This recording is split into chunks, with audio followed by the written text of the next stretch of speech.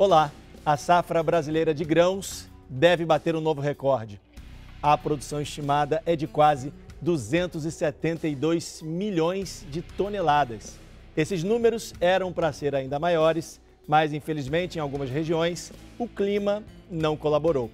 Para falar sobre esse resultado, nós trouxemos aqui hoje no JR Agro o presidente da Conab, a Companhia Nacional de Abastecimento, Guilherme Ribeiro. Guilherme, muito obrigado pela sua participação aqui na entrevista. Olá, Leandro. É um prazer estar aqui com vocês. Eu que agradeço. Só lembrando que o JR Agro é o nosso espaço para falar sobre agronegócios. Toda sexta-feira, a partir de 7h30 da noite, você encontra um novo episódio nas plataformas digitais da Record TV. Guilherme, eu quero começar já falando da estimativa da safra brasileira de grãos, que era, a gente tem um número aqui, 288 milhões de toneladas. A estimativa está correta? E apesar desse número ser maior, esse número de 272 milhões ainda é alto, né? Leandro, essa estimativa estava certa, sim. Nós fazemos estimativa mês a mês. E o nosso primeiro levantamento, ainda no ano passado, nós estimávamos 288 milhões de toneladas, né? Ainda com uma perspectiva de chegar a 300, para você ver como que a gente estava bem otimista.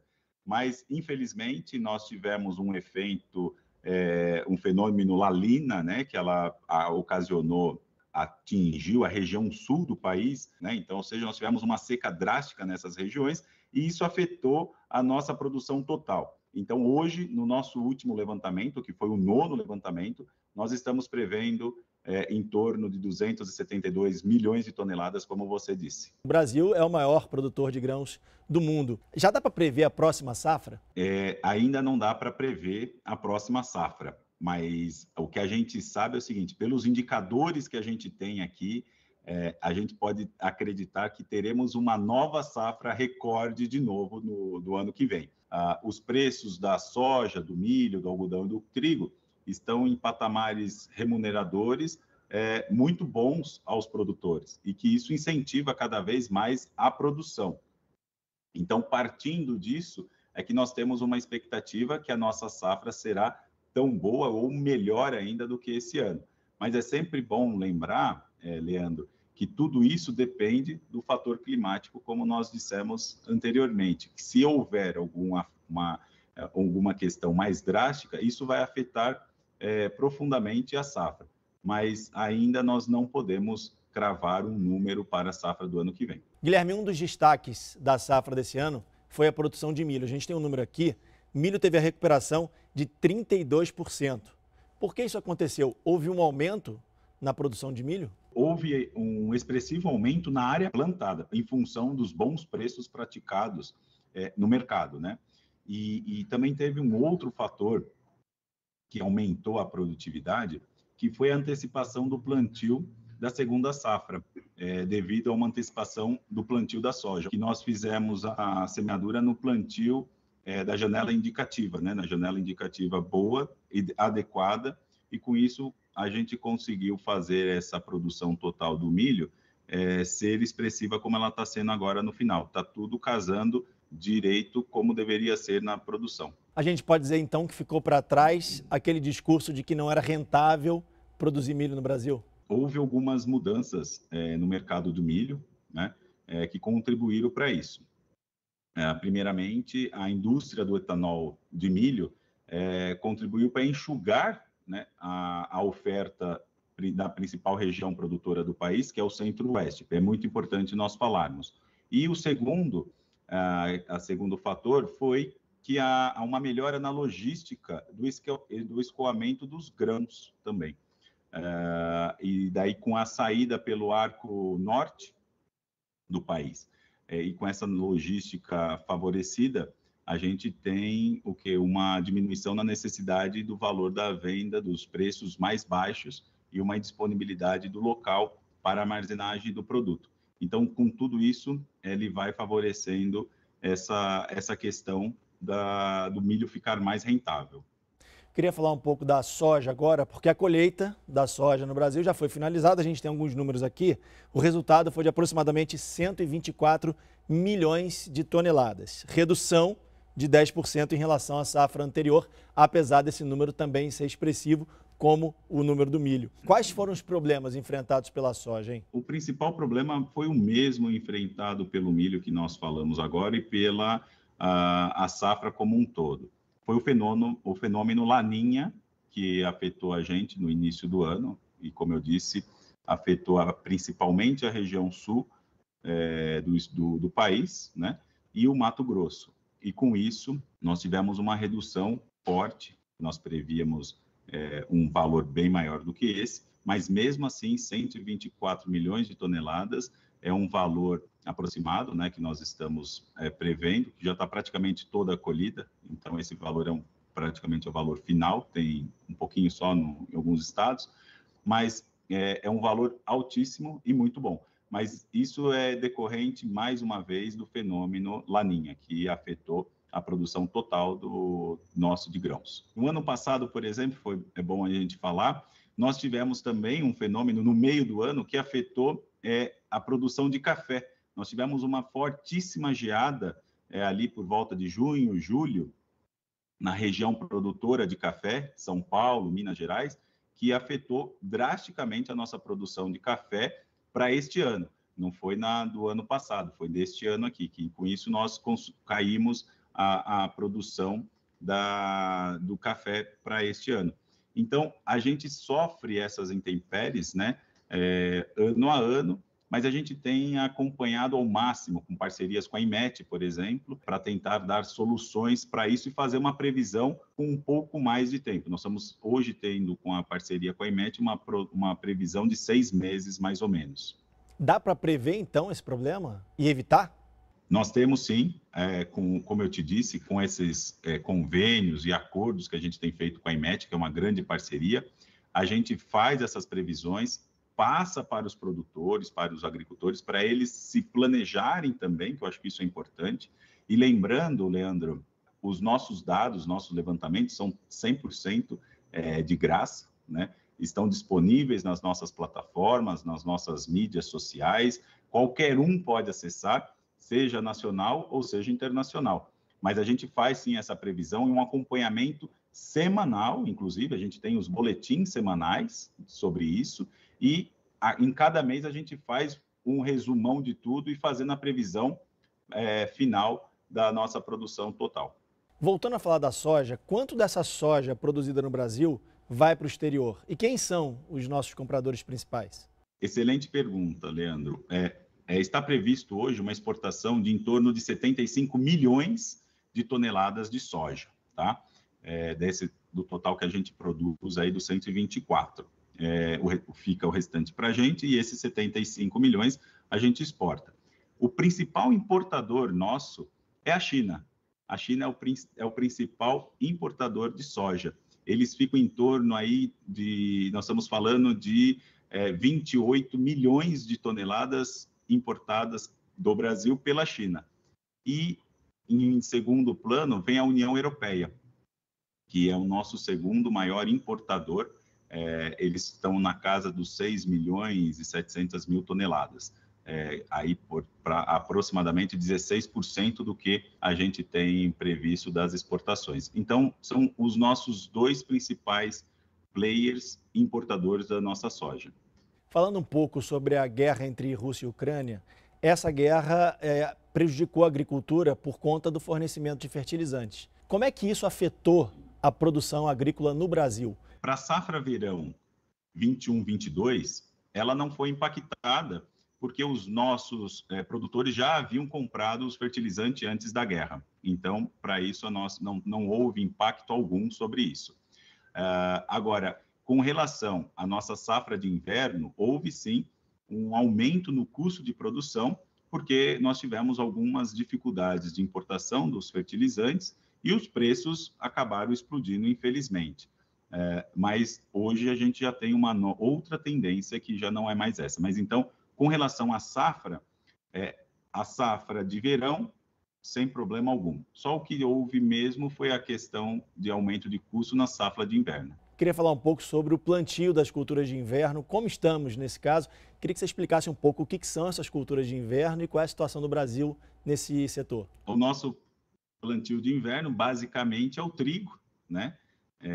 Então, ele se divide em alguns estados, falando da região do Rio Grande do Sul, região sul do país também, que tem essa produção mais aflorada, Santa Catarina, Paraná. E atualmente a semeadura do trigo, no caso do inverno, né, está com aproximadamente 55% já semeado para a área estimada. Então, nós já temos aí um bom avanço da semeadura dessa safra de inverno, que basicamente é o trigo. Então, e ela vem bem forte. Foi bom você falar do trigo, porque o trigo também tem batido recordes de produção. A gente tem alguns números aqui, previsão de 8,4 milhões de toneladas. E eu queria que você falasse um pouco sobre a expansão do trigo no país. Tem tido essa expansão? A gente tem produzido mais trigo? Estamos, sim, produzindo mais trigo, é verdade essa sua pergunta e afirmação. Mas o que nós temos observado também com isso, Leandro, é um crescimento na área das principais estados produtores, né? Hoje, a Conab está estimando um crescimento de área no país de 5,4%, ou seja, um aumento na produção de 8,8%, resultando aí esse valor que você disse no 8,4 milhões de toneladas de trigo.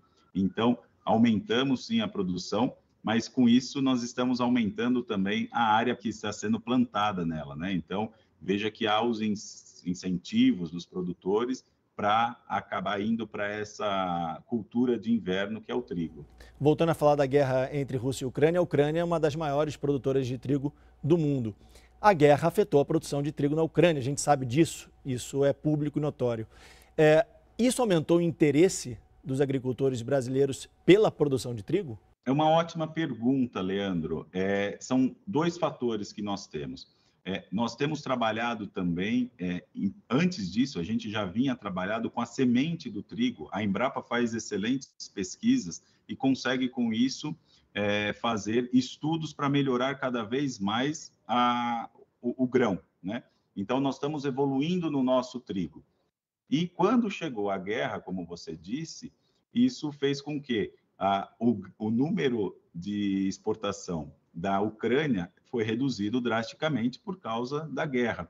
E os países começam a procurar outros players para isso. Então, a gente tem, sim, uma grande possibilidade para plantar, tivemos uma grande possibilidade, e agora é de entrar no mercado internacional. Então, esses dois fatores têm que andar juntos. O que a gente pode esperar para a próxima safra de trigo? Podemos esperar um grão com melhor qualidade e também com uma maior produtividade. Com certeza, um produto de maior qualidade virá, pode ter certeza disso. Hoje, o JR Agro entrevista o presidente da Conab, a Companhia Nacional de Abastecimento, Guilherme Ribeiro. Guilherme, queria que você falasse um pouco sobre a questão da sustentabilidade. Nós entrevistamos aqui no JR Agro, recentemente, representantes da cadeia de soja, e eles falaram sobre sustentabilidade. Esse é um dos principais desafios desse setor? Bom, Leandro, junto com a logística, a sustentabilidade é sim um desafio que vem sendo cada dia mais vencido pelos nossos agricultores, né? Nós somos o único país a realizar de 2 a 3 cultivos de grãos na mesma área. Nenhum outro consegue fazer isso. E isso também diminui o quê? A nossa necessidade de uso de novas áreas. Juntamente com isso, nós fazemos também o manejo do solo com o plantio direto em mais de 90% das áreas semeadas. E essa tecnologia, né, do plantio direto ajuda a proteger os solos dos impactos de chuva, ajudando a controlar a erosão dos solos e diminuir a evaporação da água. Então, tudo isso entra na sustentabilidade e é um dos trabalhos que a gente tenta ajudar o produtor a melhorar a sua plantação. A logística influencia nisso? Sempre, porque se nós estamos falando de um transporte muito distante de um lado para o outro, isso afeta o armazenamento também dos grãos, afeta. Então, está tudo isso envolvido. Esses são os nossos grandes desafios que nós, como agricultores e os principais players, no caso, têm que ser desafiados. Então, a logística e a sustentabilidade têm que andar juntos, sim. É possível falar, nesse cenário, de um mercado competitivo e, ao mesmo tempo, sustentável? Sim, sim. A produção sustentável, ela é uma forma de cultivo, né, que vai respeitar mais o meio ambiente, né? É isso que a gente tem buscado. Além de reduzir os custos e, com isso, nós vamos elevar cada vez mais a produtividade, que é a almeja de todo agricultor. E a agricultura brasileira, ela está muito apta a elevar a produção sem realizar desmatamento ilegal. Que isso é uma questão que o mundo internacional olha muito, a questão do desmatamento, a questão da pecuária é gritante, porque hoje muitos não importam se houver o desmatamento ilegal. Então, essa é uma preocupação do Ministério da Agricultura e Pecuária e também a gente aqui fazendo todo esse monitoramento.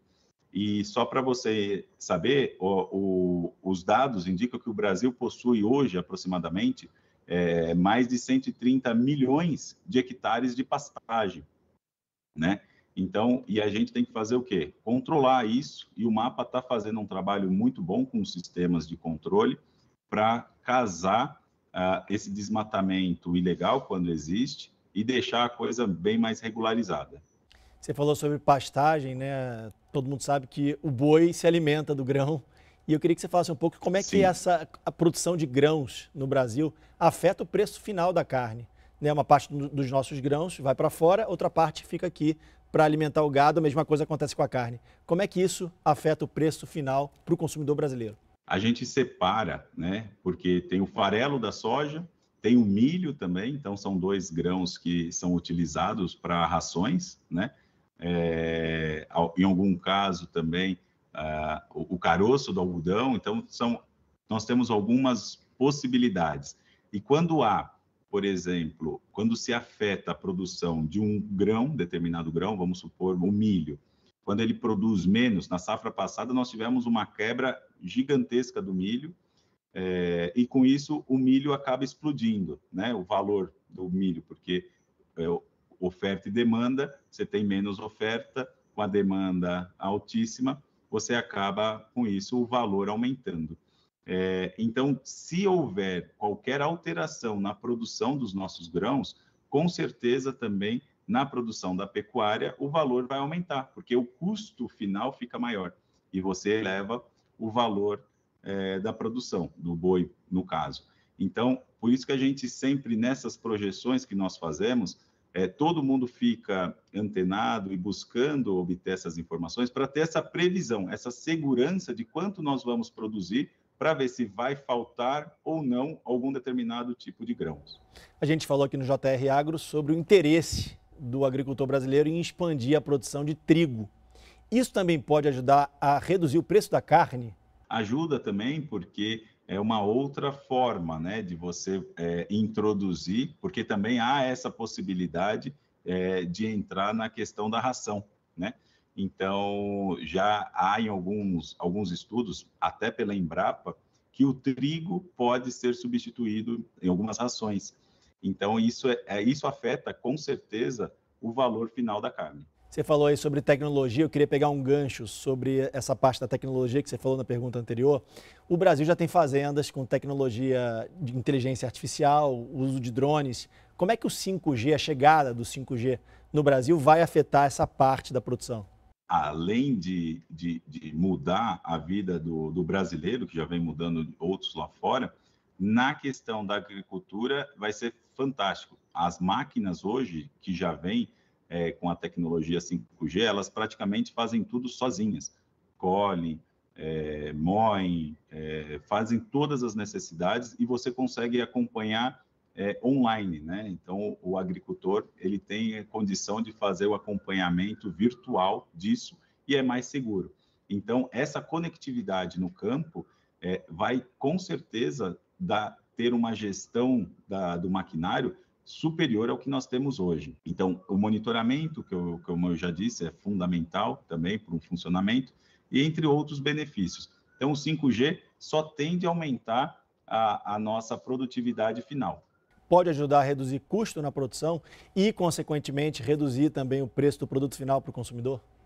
Certeza. Isso é certeza que vai fazer sim. Agora, falando um pouco mais sobre a Conab, eu queria que você explicasse para a gente qual é o papel da Companhia Nacional de Abastecimento na vida do agricultor e também, claro, do consumidor, né? A gente depende muito da companhia. A Conab hoje, Leandro, ela tem, falando rapidamente, um resumo, são 32 anos de história, mas não de 32 anos apenas de existência, porque ela foi uma fusão de 3 outras empresas, Cibrazen, Cobal e a CFP, nos anos 90, né, que foi feita essa junção dessas 3, tornando a Conab uma única só.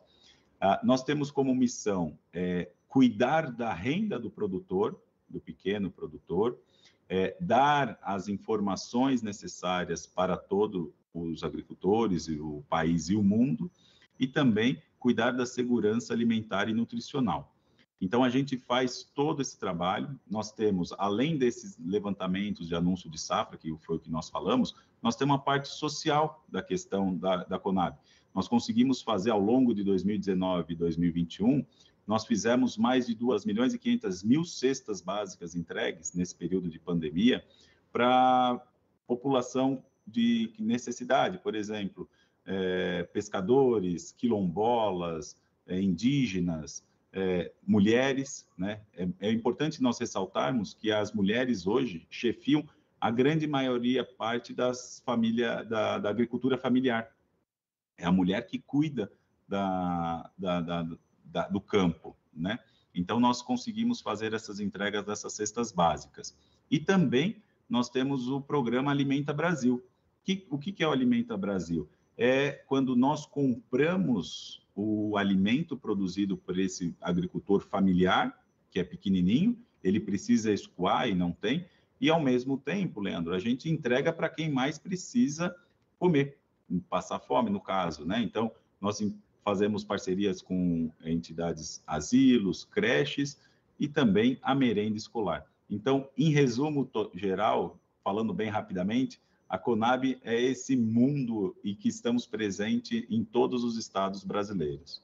Você, como presidente da Conab, qual a mensagem que você deixa para o agricultor brasileiro? Em primeiro lugar, que ele é um grande guerreiro, porque ele não sabe o que ele vai enfrentar no dia de amanhã. Ele tem que fazer empréstimos, comprar a semente, fazer o plantio, e ele tem que aguardar e fazer parceria com São Pedro para ele ajudar e ser ajudado no momento certo. Mas nós temos a grata surpresa, porque o nosso agricultor, ele é competente, está cada vez mais se capacitando, e eu tenho certeza que nós vamos ajudar cada vez mais a eles saírem com situações melhores e manter a sua produtividade cada vez melhor.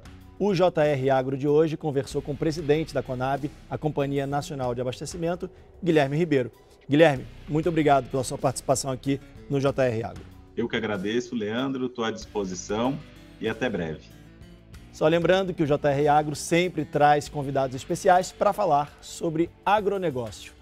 Todos esses episódios você encontra nas plataformas digitais da Record TV. Muito obrigado pela sua participação e pela sua companhia. A gente se vê. Até a próxima. Tchau.